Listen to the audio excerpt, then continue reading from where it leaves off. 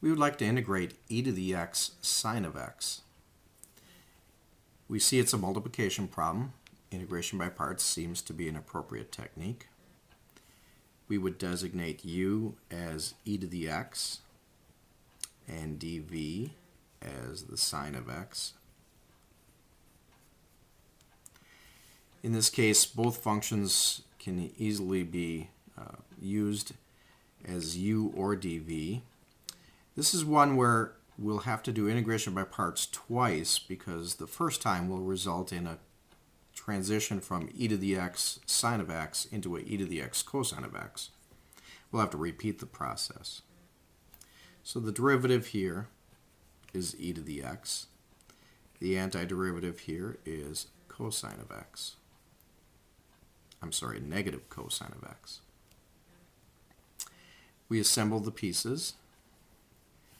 E to the x, negative cosine of x, we'll put the negative in the front.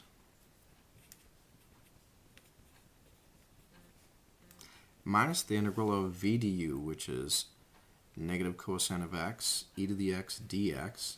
Excuse me, I left the dx out before. We can put the negative out in front, that becomes a plus. We have e to the x cosine of x dx. And so after the first time we've applied the integration by parts technique, again it's switched from a sine to a cosine in the integral.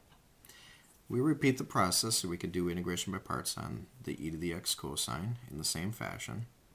Let u be e to the x. Let dv be the cosine of x. The derivative is e to the x. The antiderivative is the sine of x.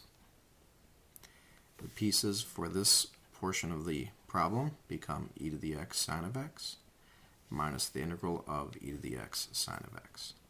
Let's rewrite. So we have e to the x sine of x dx, our original problem. We bring down this term as a part of our solution, negative e to the x cosine of x. And this integral has e to the x sine of x as a part of its solution minus the integral of e to the x sine of x.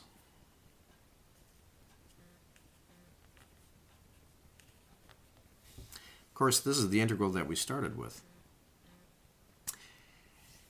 If we add it to both sides, if we add one of these integrals to both sides of the equal sign, again, think of this as an equation, so it's important that you write it as one line with an equal sign. Again, carrying out the algebraic step of adding this expression to both sides, the side it would cancel, and over here we'll end up with two of these integrals.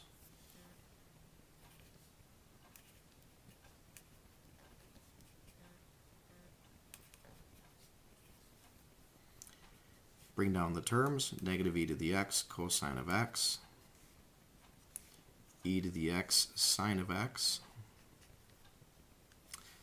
We want to know what the answer is for e to the x sine of x, not two of them, and therefore we divide by 2.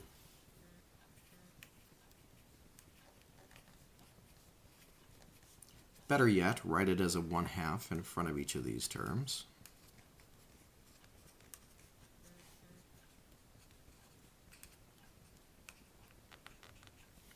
And remember to put plus a constant at the end. In my teaching, I refer to this as a swing problem. At the end, we end up with the integral we started with. We simply swing it to the other side.